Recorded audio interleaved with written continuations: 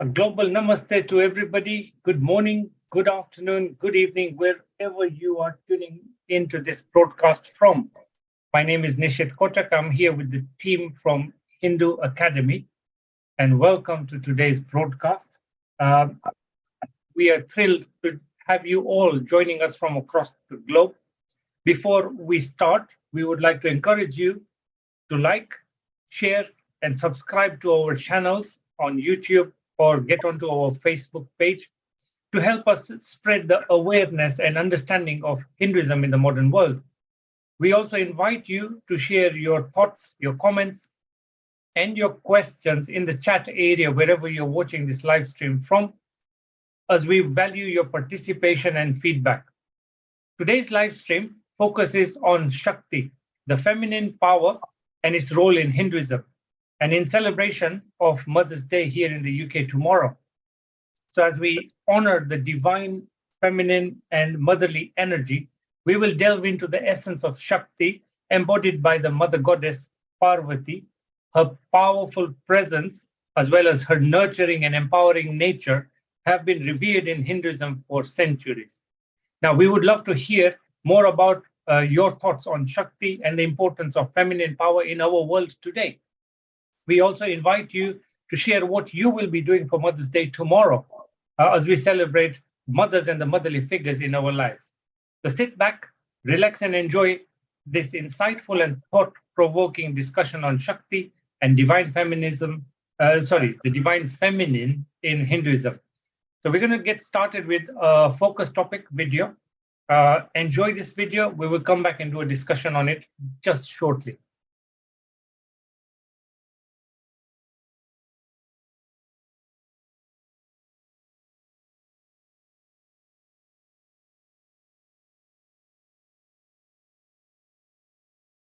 God's manifesting power, Brahman and Shakti, are interrelated.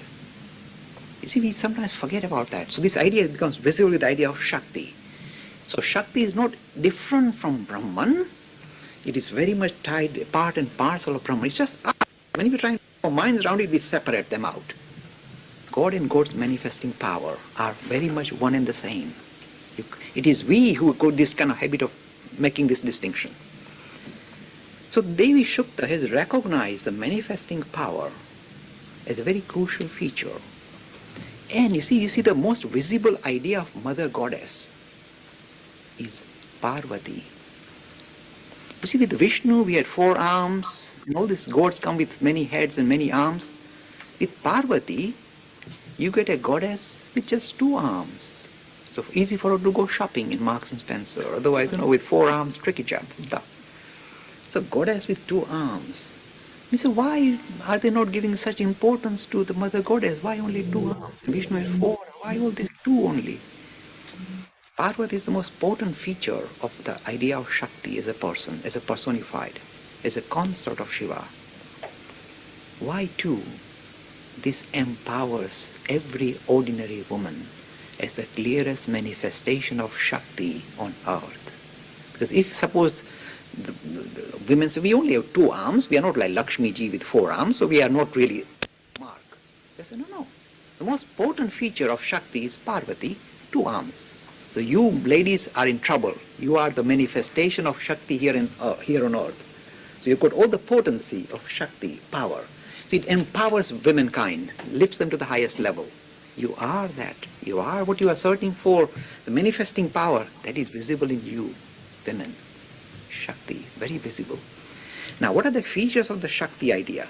You see, there is this lovely story of the mother goddess demolishing a demon called Mahisasur. Now, that is the kind of allegoric story. Because, the state of Mysore, the city of Mysore is named after Mahisasur. This is where the mother goddess went on the hill and demolished this Mahisasur. So I went up the hill to see exactly where this thing happened. But I know it's allegorical. It is story format. But really what this particular story depicts is this. This is the part, the lovely part, the depth of this teaching of the Shakti path. He said, do you know what demon you need to demolish? Not an external demon wandering around near Mysore, but the demon that lies within you. And this demon has got 6 faces. And the 6 faces of this demon are anger, lust, greed, jealousy. These are the inner demons that you need to demolish. Why should you control these inner demons that Mahishasura is asking for, this Mother Goddess is asking for? Because when you are able to, if you like, demolish or destroy these inner demons that we possess, then do you know what happens? What shines through? Our real nature as the spirit or as consciousness becomes visible. Then you can overcome these human frailties, these human limitations. If you can overcome these human limitations, then our real nature shines forth. So the story of Mahishasura, Mother Goddess demolishing these demons, is really a story of mankind, saying that if you fight your inner demons, these things that kind of demolish your life, destroy you, they rattle your system, if you can keep them under control and overcome them, then your real nature as spirit becomes very visible. And that is the aim. This very, very nice thing, for example, there's a very important aspect of the Mother Goddess teaching which comes in the Chandi, part of the Markandeya Purana. And this is what it teaches. It says that really speaking, and we all sing the bhajan from this. You see, you say Yada, this idea that the same goddess who now appears as mother, the same goddess who appears as Shanti, the same goddess who appears as wealth, that goddess I worship. That means this idea of Shakti permeates whole of human kingdom. It is the same God that we worship in different manners. So the idea of seeing God here and now become very visible through various features. That is why this lovely poem that we use from the Chandi, this lovely hymn that we sing from the Chandi, it is the same Mother Goddess who appears as Shanti, the same Mother Goddess who appears as Shakti, my power. And this idea again says, religion not something to believe in, but something to put into practice. Recognize these various features, human facets, and beginning to see the revelation of the Mother Goddess or Shakti in these various ways. And this is visible when we, for example, celebrate the Diwali function. We celebrate the idea of Mother Goddess as Lakshmi, that Mother Goddess who expresses herself as wealth, that Mother Goddess who expresses as knowledge, Saraswati, and that Mother Goddess who expresses herself as the old destroyer, Kali. See, this idea of Kali is again a unique feature because it is, it is morbid. It's not. It simply recognizes that the very force that produced this creation is the same force that can put it to an end, that can crunch it up. See, there is no other external power. It is Mother Goddess playing in all these different forms, interacting and behaving like this. So again, we celebrate the idea of Mother Goddess through the celebration of Navaratri, spending 9 nights. What are the features of 9 nights? You see, the idea of celebrating Navaratri is not saying that just simply adore God as the mother. It is in a way, you see, this idea of dancing around the image. How did it spring up? Do you know? It was to invoke strength in men and women. This feature of dancing, you get in a frenzy, you get in a kind of a state whereby you invoke strength within yourself. So it is not saying just worshipping God, it is saying making sure this God that I worship becomes invoked in me, becomes visible as strength, as Shakti in my own being. This is the idea of Navaratri, invoking strength in us. This is a very strength, if you like, it's a very invigorating, very empowering teaching of the Hindu tradition. Idea of invoking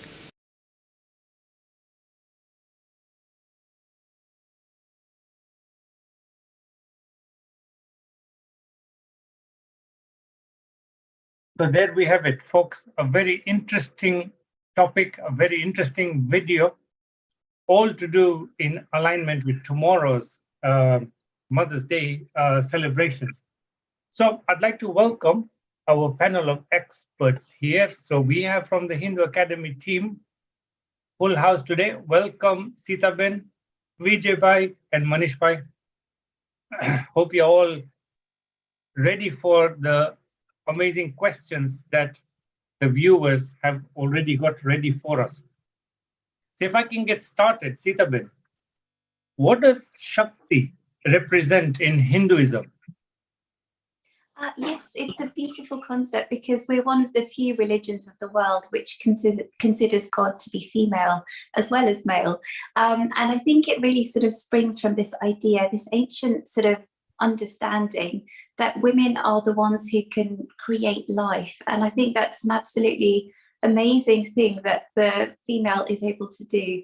And that sort of gets personified in Hindu thought into saying that, females are the ones who can give life. So Shakti is the one who can give life to the whole universe. So it's a really beautiful concept that without this sort of manifesting power of the universe just can't come into existence. So the value and the beauty of the feminine divine is incredible. And it's really given such prominence in Hinduism.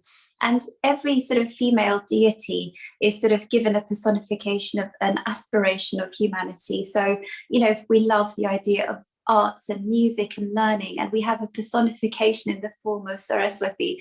And we love the idea of wealth and beauty, and we give that the name of Lakshmi. We personify these ideals of humanity in these sort of feminine forms.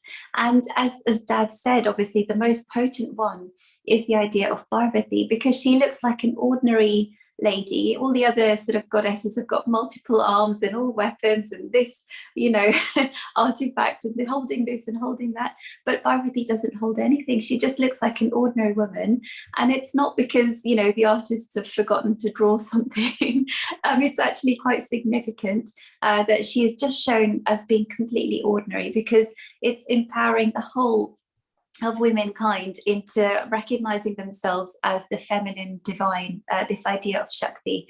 So it's a very beautiful concept. It makes it very real for us, to see God or spirit personified in this feminine way is something marvelous, and we should really show respect to the feminine power.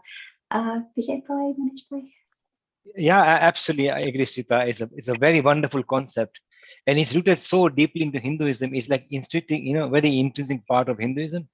As a matter of fact, even if you go as far back as the Indus Valley civilization, you see the feminine idea come through. There's so much evidence of the feminine idea. And it makes sense, as Sita mentioned, that when it comes to manifesting or creating, it's the feminine, right, which mothers which create life.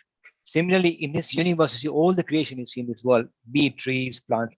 The creation itself is seen as Shakti, embodiment of Shakti, or the feminine aspect. That's why, every action, anything we do has got a feminine kind of angle to it, like Sita mentioned. Learning, music, art, any aspirations we have, any action we do, making money as well is seen as part of that.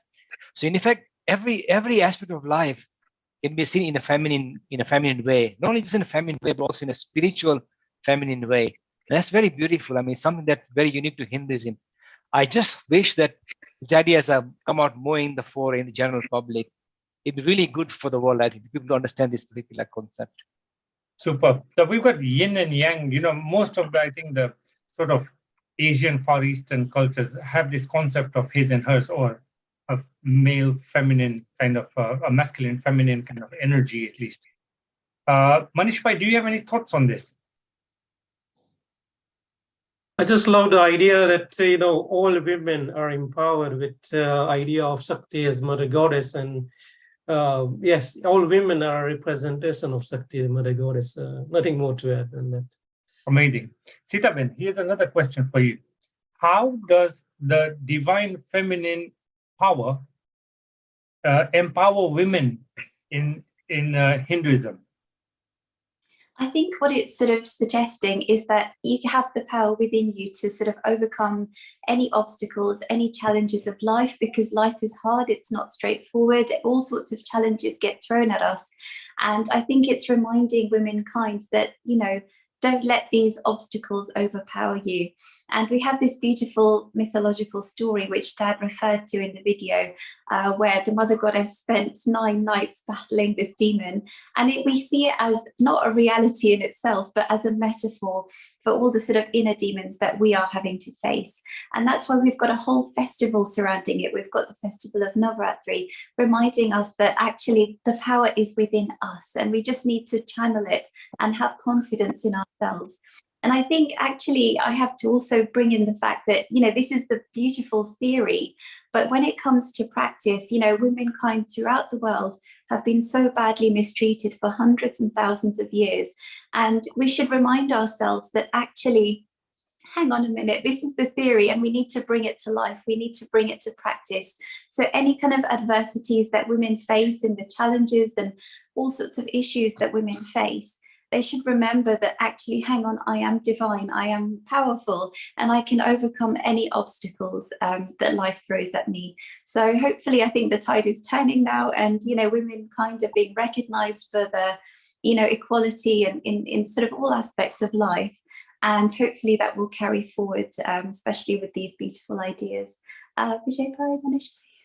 No, I think it's absolutely true, Sita. I think the idea of embodiment of Shakti actually does empower women. And if you look generally in society, you see that women have far more perseverance, far more tenacity to fight the odds and succeed. I mean, I have in my own life, my mother, my sister, daughter, you see that that's something that comes through, and not in a kind of vicious manner, but just perseverance. And that you can see is actually in a way is embodiment of Shakti, right? Something that even men can learn from. But I think the biggest challenge is for society itself to change. Society needs to understand that actually the idea of the feminine is very important, even for the people who are men, even for their lives. The idea of Shakti in them, feminine aspect, to kind of cultivate the feminine aspect in men as well, is tremendously important, because ultimately to make a better world, you need the ideas of care, love, compassion. And those are all seen as feminist aspects. I mean, it's quite interesting that even if you look at a lot of Indian bhajans, any kind of songs, religious songs, all these ideas, even in the songs, come out as feminine. When you look at the songs very carefully. So it's always been the idea, has always been there. But how do you mold a society which reveres women, but also understands that the aspects of women or the feminine aspects are tremendous? The Shakti, this is all part of Shakti, are very, very important for full development of a human being. That's all I can add to that. Manish bhai? I think with Mother's Day, it's a celebration of idea of God as mother and Shakti, and the mother goddess Shakti in everyone. And let us recognize this, feminine divinity, and let us bring the world to more equality. And I think that's where this whole, it's no point just having one day and celebrate mothers, but let's try to work towards more equality, giving empowering women and making sure they get their due recognition. Fabulous. So folks, for those of you who have just joined us recently, I know a few of you joined us after the broadcast started. Let me just give you a quick reminder. Today's focus topic is on Shakti, divine feminine energy and power. And so we've covered so far that Hinduism recognizes and values the feminine energy and power and sees it as an integral part of the divine. And in Hinduism, we were focusing on Goddess Parvati because she embodies the divine qualities of divine feminine qualities, such as compassion, wisdom, and strength. And also the fact that she looks like a normal human being, so every other woman can relate to her and be as strong and compassionate and as wise as she was. We also talked about how the principles of Shakti, or divine feminine energy, are relevant and applicable in today's modern world and can help women tap into their inner strength and wisdom. So we go back to a few more questions. How has the role of women evolved in Hinduism over the time? Do you think now, A, were they given their rightful place before? And B, do you think now they are, okay, I'll ask you, what do you think their role is now? Sita Ben. Yes, I mean, so have equal role in society now. I mean, because, there was a period of time where women were sort of confined to their households and to the kitchen, and they were considered to just be the ones who were supposed to raise children, and they have no other purpose. And we're not saying that that isn't important. It is important, that we have to also realize the full potential that women have. And it's not just restricted to looking after children at home and cooking and cleaning. It is also going out in the community, having a really positive positive impact on their local communities. And I think also the fact that, you know, the half of the population of the world is now sort of liberated in the sense that they can contribute economically, they can contribute to the community and the wider surroundings rather than just their nuclear family, means that it can have a tremendous impact on the world, really. So I think it's incredibly valuable that, you know, women have this opportunity to do both. And I think another thing is that women these days, they feel a burden that, you know, they are supposed to be, in a way, full-time mothers, but then they're also supposed to have a full-time career as well. And that can put a lot of pressure on women. So I think what this sort of equality of women also brings is that, hang on, men, you need to do your bit as well. You also need to get involved in looking after the children and having a full-time job. That brings real equality and balance. It shouldn't just be left to the women to be doing the full-time childcare and the full-time job as well. So it brings a real sort of balance to society. I absolutely agree, Sita. I mean, the thing is, I think quite often you don't notice how much women work in the house, home. A lot of work. I think sometimes we just take it for granted, but if you try and do that, then you see it's a lot of work. And I've noticed one thing, that whenever I do something together with my wife in anything in the house, it's much more easier for both of us. We finish much more quickly. And then you realize that actually the burden sharing, if you share it, it makes a tremendous difference.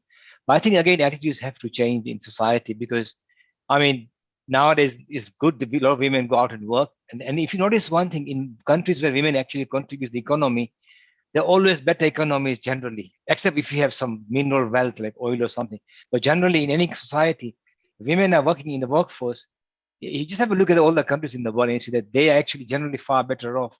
So obviously, they make a tremendous contribution to the economy, and rightly so. I think there's something has to change. I know some countries are already changing that. Again, if you look at the Scandinavian countries, they give you, I think, 16 months break when you have a child. But equally, if you both share, if you don't share, then you don't get it. So in a way, society is being molded to accept that actually both have to contribute to the family, upbringing, and that way things actually get much better. And then I think society becomes a much better society. So yes, women should contribute and we should make an effort. But I mean, to be honest, if you look at ancient history of the world, even of Indian history, I've seen that in some period, like the Gupta period, women are free. After the last 1,000 years, they've been again confined to the home. So there've been ups and downs. But how do you make a society to mold society in such a way, thought in such a way that becomes a permanent aspects of our life, that we both contribute equally to every aspect of life? That's the goal that humanity should have, for me. Vijay, you must be spying on my questions, because my next question, which you just unknowingly answered, was how can the principles of divine feminine energy be applied in today's modern world to create a more balanced and inclusive society? There you go. You just answered it before I even asked. I think what people forget, Nishit Bhai, is that the feminine energy is not only feminine, it's true, it's tremendous power, but men have to cultivate that energy as well, right? So there you go. Yeah. I think just want to add something that when you have, big teams and workplace where different people with different skill set are required, and you need that feminine energy, that caring and compassionate energy in the workplace to bring that, caring environment as well. For example, some big projects, you need to have environmental concerns. In many times in past, people would just brush under any environmental concerns and all that. And with women, all these things that need to be, looked after, they are very well taken care of. So we need that, feminine power to make the world a better place. Amazing.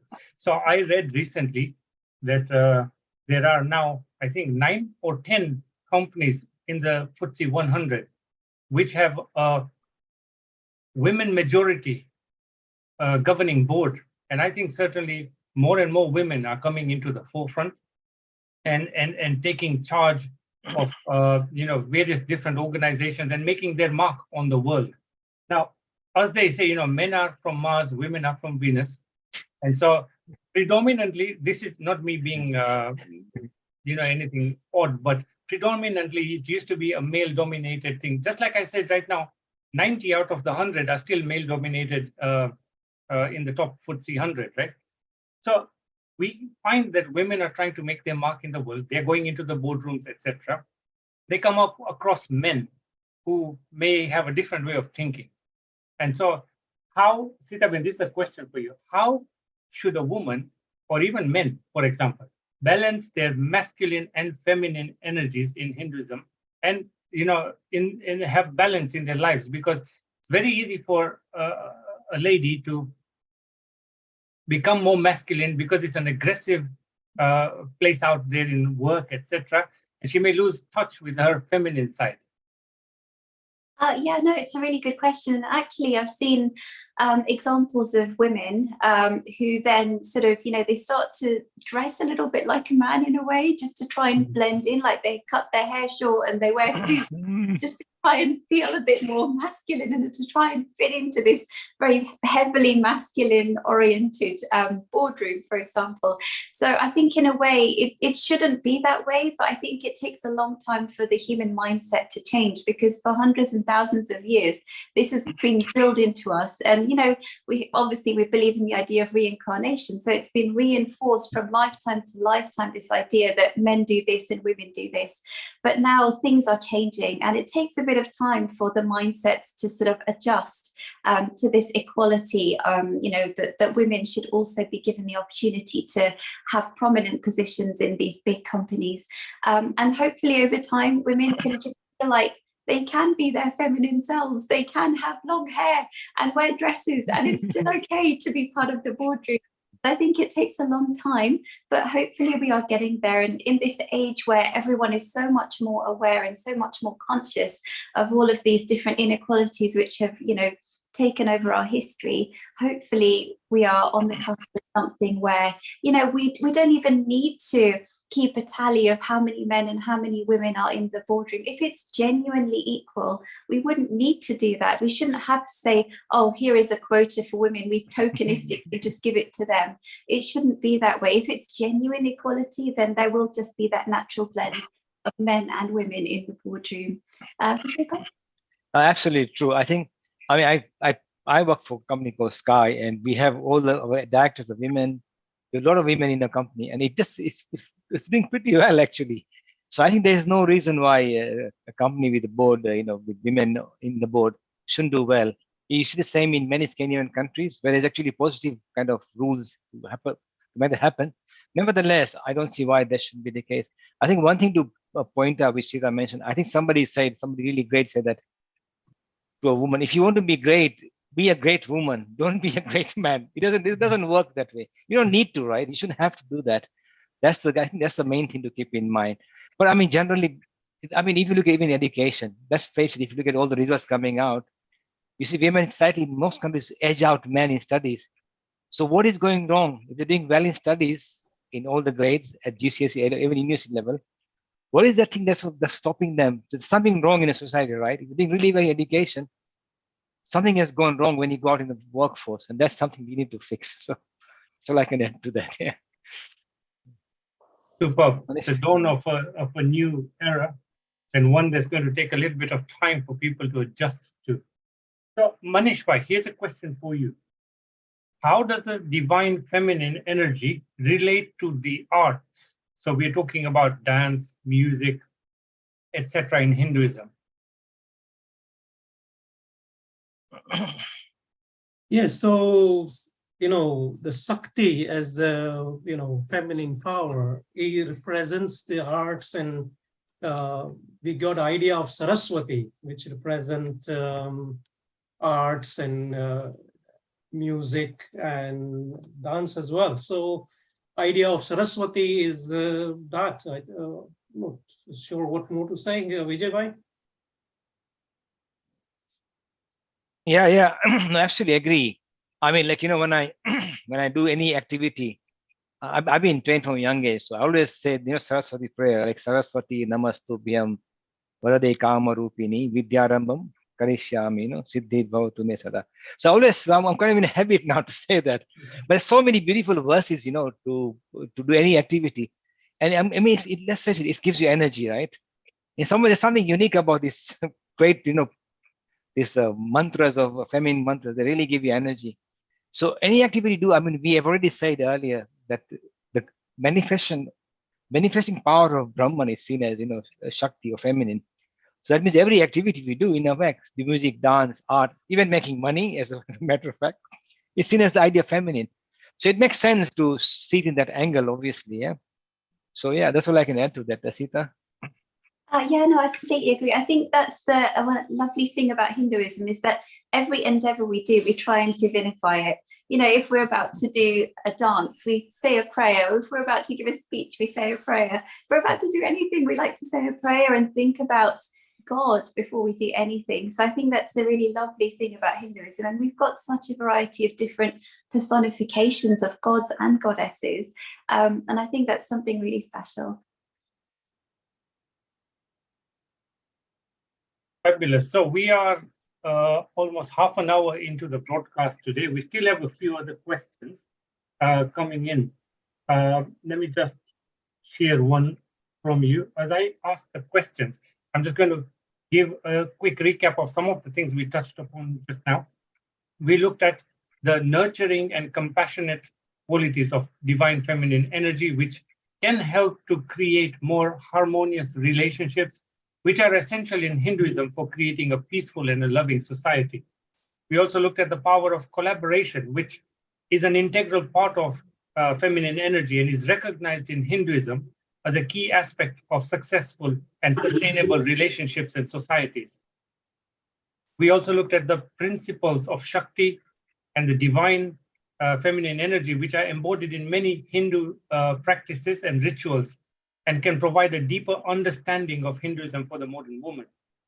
And we also saw that how, by incorporating the principles of Shakti in their lives, modern women can contribute to a more peaceful and harmonious world, which aligns with the teachings of Hinduism. So the next question, Vijay Bhai, how can we use the teachings of Shakti to promote global peace and harmony? Yeah, I think that again the thing is that there's a lot of, if you look at a lot of the great mantras in like Uma Sahasram, Chandi Path, they all talk about this idea of peace, harmony, universality. And the key thing is, as in the video just mentioned, find the inner demons that you see coming across a lot in a lot of the Puranic scriptures, Shakti Puranic scriptures. The idea of fighting inner demons. There's a lot we can learn from the idea of Shakti, also from the goddesses and what we should be promoting. In many ways, fighting the inner demons is a much more bigger battle than the external demons. And that is something that we can use the idea of Shakti to fight and give us strength, not to become macho, Okay, there's no doubt that a lot of, if even in Indian army, they use verses to Mataji to when they go in battle. But the biggest battle is the inner battle, right? And that's where we can use the idea of Shakti to fight, give it strength and tenacity to fight those vices that we all have. Asita? Yeah, I completely agree. And I think especially with this idea of Shakti, it's very self-empowering because anybody who's feeling low or feeling down or feeling lack of confidence, if they remind themselves that they are divine, they are spirit, then it's really uplifting. And I think it's beautiful across Hindu philosophy. We've got lots of mythology, we've got lots of colorful stories which help to reinforce that message that actually we are special. And actually it's very important to make sure that yes, we look after everybody around us, but to also make sure that we are also not trampled on as well. We need to look after our own dignity. And I think that's what the Shakti tradition really promotes. Fabulous.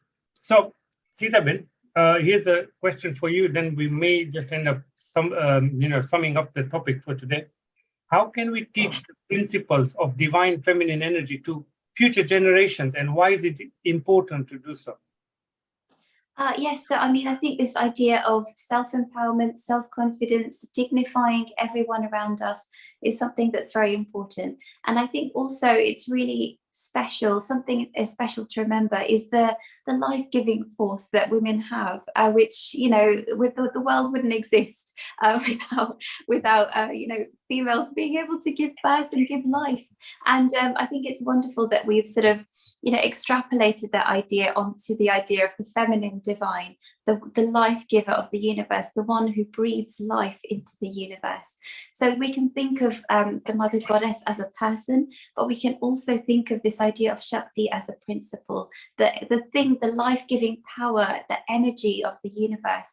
It just wouldn't be, the universe would not be here if it wasn't for that energy which made it come into creation itself. So I think you can see it from the personalistic side, but also the principle-based approach as well. Vijay Bhai, Manish Bhai? Yeah, all I can add is, Nishit Bhai, is a very valid point. How do you bring this teaching into the fore? But Sita mentioned is to make people aware of these ideas that we mentioned, that it's a life-giving force. As a matter of fact, it reminds me of this experiment of Dory the ship, where actually men are not even needed nowadays. That's a big worry. Hopefully men are still valuable, but you can actually create babies without men now these days. It's scary, but it's true. Science has done that. But nevertheless, I think we need to learn that the role of women is very important in terms of tenacity, learning a lot of different kind of ideas from that. So yes, we should. One thing I can mention is that I really enjoy reading some of the big verses in Chandipat, in Uma Sahasram, or Devi Mahatmya. These are very, very beautiful scriptures. And I think we should actually try and encourage a lot of Hindus to read those scriptures as well. Fabulous. I mean, this is such a vast topic and it could go on for a long time. But what I'd like to do is just ask each one of you to give me a quick final thought on this topic. Then I'll summarize it and we move on to the general Q&A with Manish Bhai. So Sita Ben, any final thoughts? Just remember that we are all strong, we are all empowered. Whatever challenges we face, we can face them like the Mother Goddess, whether you're male or female. Remember that you have that divine power within you, and life is difficult, so try our best to remind ourselves that actually we can overcome any obstacles. Vijay Bhai, Manish Bhai? No, all I can add is that I think the idea of feminine Shakti or Shakti we should try and endeavor to make it the norm in society, not something that is one-off, as a constant reminder. Then I think we'll have a much more better society. Yeah. Manish Bhai?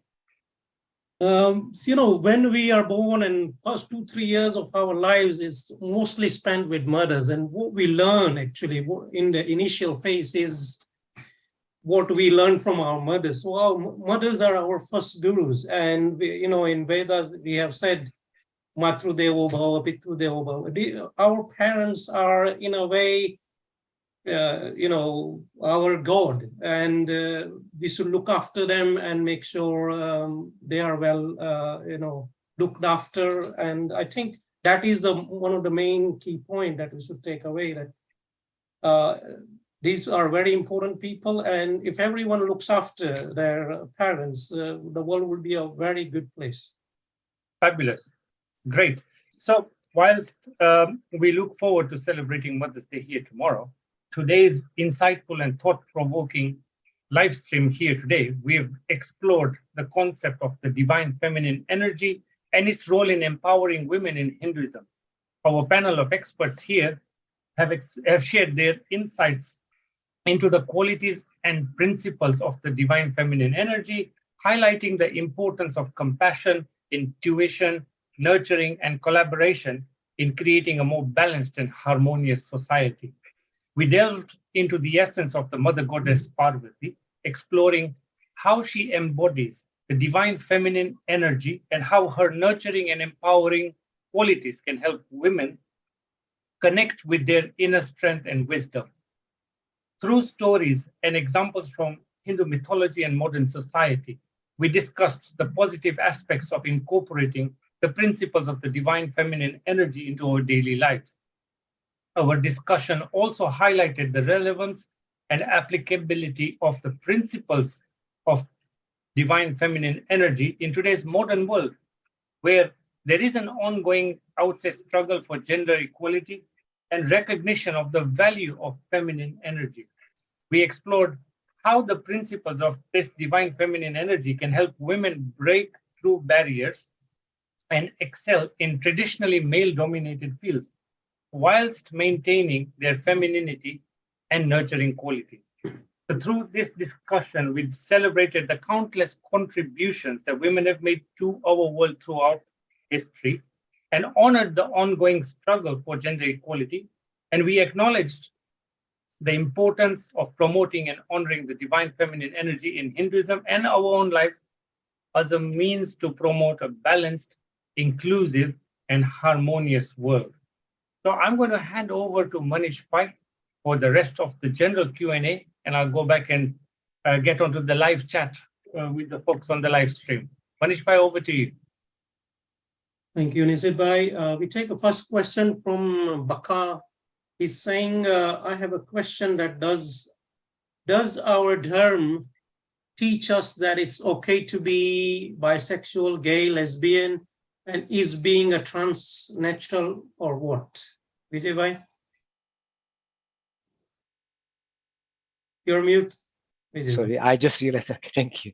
Okay, one thing to keep in mind is that we should be careful not to have too much obsession of personal sexuality when it comes to the idea of dharma. Dharma applies to everybody, regardless of your orientation. As a matter of fact, just to clarify, in the Puranic scripture, we talk about, Tritiya Prakriti means third gender. There's also a story which goes that first God created man and woman, a mythological story, so don't take it literally. But then he got two bodies. He said there's just two distinct. We need quite a few in-betweens. And that's where the Tritiya Prakriti comes in, third gender. And the third gender actually is all kinds of people. I mean, let's face it, all of us, we have some are very, very male, some are a little feminine, some are really the other way around, some are in the middle. And one thing to keep in mind, even as per science, evolution is not a perfect concept. People forget that. Evolution doesn't create perfect creations. We all are different. So quite often you'll have that some men are trapped in a woman's body or vice versa. There's some in the middle, some have both tendencies. So this is a natural phenomenon. I know there's a lot of people out there who are very against the LGBTQ plus community. But really speaking, this is a natural thing. It naturally happens. That's how the world unfolds. That's how evolution plays out, not only in humanity, but also in other societies. Mutations happen. So it's a natural occurrence. The key question is, how do you make sure that we all practice our dharma and fulfill our dharma, regardless of our sexual orientation? That's a key challenge. So I think rather than saying that dharma teaches us it's okay, it's the other way around. Doesn't matter what your orientation is, we should all follow dharma and create order in society, contribute society as per abilities. And quite often, as you know, people have got these tendencies, which have got both male and female. They become very good in the media industry because they can see both sides. They can understand both angles. So everybody's got the innate ability, regardless of your orientation. And you should use that to your ability to fulfill dharma, not only for yourself, but society at large. Sita? Yeah, I think you've covered it amazingly. I mean, when you think about it, spirit doesn't have a gender, and it's just whichever body we occupy, we call ourselves that gender. And as Vijay Bhai said, from lifetime to lifetime, it may change, it may fluctuate. And that's why we get these, things of people being gay or being lesbian or being trans, because they may have flipped around many lifetimes, maybe. So yes, it's one of those things that, as Vijay Bhai said, we shouldn't focus on gender preference. That's not what spirituality is all about, because ultimately we are all divine, we are all spirit, we are all the same, same underpinning. So we need to remember that, and not so much the sort of nature of our physical bodies and who we are attracted to and who we're not attracted to. So that's ultimately the most important thing. Wonderful. Vijay Bhai said something very interesting, that this gays or lesbians, they are more likely to balance because they are able to perceive the other side point of view as well. What's your thought on that, Sitaben? Yeah, I completely agree. I mean, because suppose you've had experience in a previous life of being female and you're suddenly in a male body in this lifetime, perhaps you see things from a very different perspective, because in a way, men and women may see things or experience things in different ways. So it actually creates a more well-rounded personality, you could argue. And I think it's wonderful that now, especially the world is becoming very aware of these kind of issues and making sure that no individual is sort of stigmatized for their preferences and beliefs and that kind of thing. I think it's wonderful that they are incorporated into every aspect of society now. So times are slowly changing. Vijay Bhai, anything further to add on that? No, I agree. I think one thing to clarify is that quite often people have these innate abilities, especially as Sita mentioned, if you from one body to another body, what can happen is that you have an aspect of both. And believe me, it's not easy as it looks, because quite often we grow up in a certain way, and to see the other side, you have to be that side, right? And some people have this special ability, they can be both sides. They can actually have an experience of both sides. And that can be a tremendous advantage in certain fields of, endeavor or certain fields of work. And that's why we see it's not a coincidence. I think that we find a lot of this kind of people, the different, we've got two genders, or bi, or whatever, or in the kind of in the entertainment industry. A lot of the talk shows we have, a lot of the other kind of activities, other things you see in the shows, in terms of comedies, they come out very good because they can see both and they can act both sides as well. So very special skill there. That's all I can add to that. Yeah. One question for Sita Ben. We see, we mostly we learn from our mothers. So how much of our mothers, part we inherit, we become like our parents, and do we inherit their weaknesses as well? Yeah, that's a really interesting question, Manish Bhai. So I think, as you have said previously, the first few years of your life, you spend an incredible amount of time with your parents, and in a way you pick up on the way they talk to each other. You pick up on their behaviors, how they interact with other people, how they look after the house, how you interact with society. I think as a child you really pick up on it, and as a child you're like a sponge and you really pick up everything around you. So I think it's very natural for us to sort of, in a way, inherit some of the behaviors and attitudes of our parents. So I think especially if you're a new parent, it's very important to be very conscious of how you talk, how you behave with everyone around you, because your child is watching. And more than you sort of telling your child, be polite, be kind, they are watching, are you being polite? Are you being kind? And they will pick up on that. And as Manish Bhai said, they may even pick up on your weaknesses as well. Like, I mean, for example, like I have a habit of crying a lot. My daughter sees that, and I hope that she doesn't pick up that kind of a habit. So this is the thing, we're human at the end of the day. We are not perfect in that sense. I mean, spirit-wise, we are perfect, of course, but when we are sort of trapped in this mind-body framework, there are all sorts of flaws. We're not perfect in that sense. So in a way, all we can do is try our best to raise our children in the best way that we know. And that's the best we can do. Then you let them fly as they grow up and see what they become, see what kind of life they want to lead. Vijay? I think, Manish Bhai, it's a very interesting question. Actually, I think most of us, a lot of the subtle kind of behaviors, the subtle ideas, subtle character we build, a lot of it comes from the mothers. We don't see it directly, but mothers have a very special way of trying to bring this inner quality into us by leading by example. So quite often you may think that the father is the man of the house. He says what goes, kids pick up from him. But actually, the lot of things subtly we pick up unconsciously. A vast majority of that comes from the mothers, like eating habit, dietary habits, your spiritual puja, all this stuff. You watch your mothers do it and you pick it up. So it may not be visible sometimes, but I think the contribution of women in lives of the children, it can be quite a powerful force. It just doesn't come so visibly sometimes. Yeah. So we have to keep that in mind. That's all I can add to that. Yeah. Yeah, that's very well put, Sita Ben. Wonderful to hear that story. So another question, how should we celebrate Mother's Day, and should we consider it as part of Hinduism as well? Sita Ben. Yes, of course. I mean, it's a very cheesy thing to say, but every day should be Mother's Day. Every day should be Mother's Day, because every day we should remember and respect our parents, because without them, we wouldn't be here. Without them, we wouldn't have the upbringing that we've had. So, we have to consider ourselves lucky to have the parents that we have. If you have a good childhood and all of that, it's because of them. So we have to remember it and acknowledge it. And it reminds me a little bit of, the sacred thread ceremony, where a child is invested with the sacred thread with 3 strands. And it represents the 3 debts that, the child bears. And one of those debts that we bear is to our parents, because without our parents, we wouldn't be learning, we wouldn't be growing, and we wouldn't have a nurturing childhood without them. So I think it's important to sort of remember that and make every day special rather than just one day, even though it's a cheesy thing to say.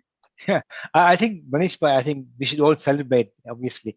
But Sita said every day should be Mother's Day, but I think quite often we take the contribution of parents in our lives for granted. And if you look at it very carefully, the world has always been getting more and more successful, more and more better. In many ways, I get this feeling that we are actually benefiting from the fruits of our parents. We just don't realize it. We're better off, we get better houses, better eating diet. Why? Because they put the initial effort, and their parents. In many ways, parents are building society in such a way that the next generation is better off. So we are, in a way, living off the fruits of our parents, literally. So I think we have to keep that in mind. And I think the other thing is that mother's contribution. So in a way, because we take it for granted all the time, maybe perhaps tomorrow is a day to really remember, not take it for granted, and actually accept that they've made a tremendous contribution to our lives. I mean, so same with the Father's Day, I guess. But we have to keep that in mind. We quite often forget that in our daily lives. So important to remember that. It's wonderful to hear. Mother's Day is a kind of family celebration of that motherhood. So it's a wonderful time, and it's good to imbibe the family values in children. So let's give them flowers and gifts, and let's treat them mothers especially for tomorrow on Mother's Day. And let's have, recognize the mothers for all they do for us. Nishit Bhai, over to you. Fabulous. So, folks, we are going to be just wrapping up the topic for today. Thank you very much for joining us and sharing your thoughts, your comments, and all your contributions on YouTube and Facebook, which has made this a wonderful and enriching experience. We encourage you to continue following us on YouTube, where we have weekly regular new releases for our videos. And so you can get to the latest content as we release it. We also invite you to tune in back to the same broadcast we run every Saturday at 2 o'clock UK time. I believe very soon, later on in the month, we will have a change of timing as well. I will update you all. So there'll be a 1 hour time difference coming up very soon from April onwards. April onwards.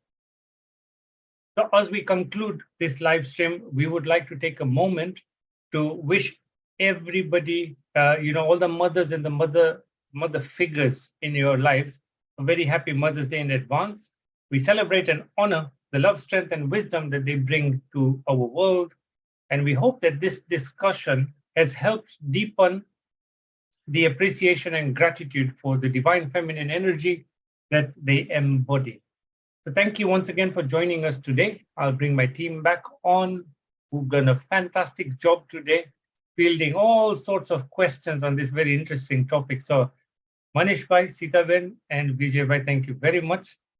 We had a really interesting discussion today. And folks, we look forward to seeing you next week on Saturday, 2 o'clock. Bye for now.